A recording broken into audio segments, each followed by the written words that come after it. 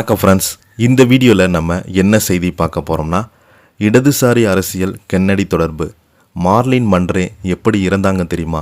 64 ஆண்டுகளாக தீராத மர்மம். இணையதளத்தில் வைரலாகும் செய்தி. வாங்க என்ன தகவல் என்ன செய்தின்னு இந்த வீடியோவில் பார்க்கலாம். முதன்முறையாக நம்ம சேனலை பார்க்குறீங்கன்னா சப்ஸ்கிரைப் பண்ணாதவங்களாம் சப்ஸ்கிரைப் பண்ணிக்கோங்க.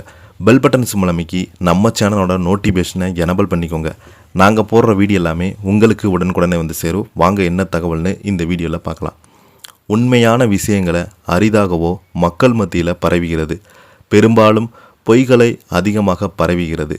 நீங்கள் உண்மையிலே இருந்து தொடங்கவில்லை என்றால் எங்கிருந்து தொடங்குவது என்பதை அறிவதே கடினம். இந்த வார்த்தைகளை ஹாலிவுட் திரைப்பட நட்சத்திரமான மர்லின் மன்றோ 1962ஆம் ஆண்டு லைஃப் இதழுக்கு அளித்த பேட்டி ஒன்றில் தன் இறப்பதற்கு சிறிது காலத்துக்கு முன்பு கூறியிருந்தாங்க. மார்லின் மன்றே 100 ஆண்டுகளுக்கு முன்பு 1926 ஜூன் 1ஆம் தேதி பிறந்தாங்க. அவரது இயற்பெயர் நர்மா ஜூன் மார்டேன். உலகின் மிகவும் பிரபலமான பெரிதும் போற்றப்பட்ட திரைப்பட நட்சத்திரங்களில் ஒருவராக அவர் திகழ்ந்த போதிலும் அவருடைய வாழ்க்கை பல முரண்பாடுகள், தனிப்பட்ட போராட்டங்கள் நிறைந்திருக்கிறது. மாண்ட்ராவை லட்சக்கணக்கான மக்கள் நேசித்தாங்க, அவரை பெரிதும் போட்டிருந்தாங்க. இருப்பினும் அவரது கவர்ச்சிகரமான பொது தோற்றத்திற்கு பின்னால் அவர் கடுமையான உணர்வுபூர்வமான உளவியல் ரீதியான சிக்கல்கள் இருந்து வருகிறது. இந்த பிரச்சனை பலவும் தனது குழந்தைகளுக்கு பருவத்தில் கடந்து வந்த கடினமான அனுபவங்களுடன் தொடர்புடைய என்று அவர் உறுதியாக நம்பினார்.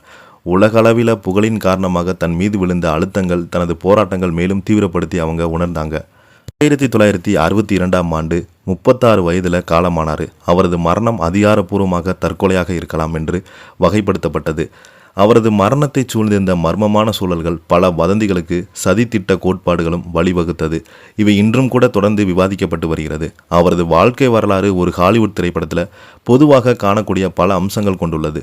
புகழ், பாலியல் விவகாரம், அரசியல், இரகசிய உளவியல், மாஃபியா கும்பல் மீதான குற்றச்சாட்டுகள் ஆகியவை அதில் அடங்கும். அத்துடன் அப்போதைய அமெரிக்கா அதிபருடன் அவரது குடும்ப உறுப்பினர்களுடன் அவரும் தொடர்பு இருந்தது கூறப்படுது.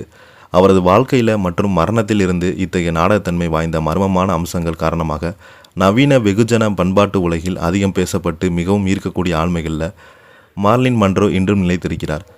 கடந்த 1982ஆம் ஆண்டு மர்லின் மன்றோவின் வாழ்க்கை மறு ஆய்வு செய்ததும் அவர் மரணத்தை சுற்றியுள்ள சூழ்நிலை மீண்டும் ஆராயும் லாஸ் ஏஞ்சல்ஸில் அரசு வழக்கறிஞர் முடிவு செய்தாங்க. அந்த காலத்தில் பிரிட்டிஷ் பத்திரிகையாளர்கள் அந்தோனி சம்ரஸ் இந்த வாழ்க்கை விசாரிக்கவும் அந்த மர்மத்தின் பின்னணியில் உள்ள உண்மையான வெளிக்கொண்டு வரவும் கலிஃபோர்னியாவில் பயணம் செய்தாங்க. பிரபல நியூஸ் சேனல் பார்த்தீங்கன்னா, நான் நினைத்தது கூட இந்த கதை மிகவும் பரந்துரப்பட்டது, சிக்கலானதாக இருப்பதாக விரைவில் உணர்ந்தேன்.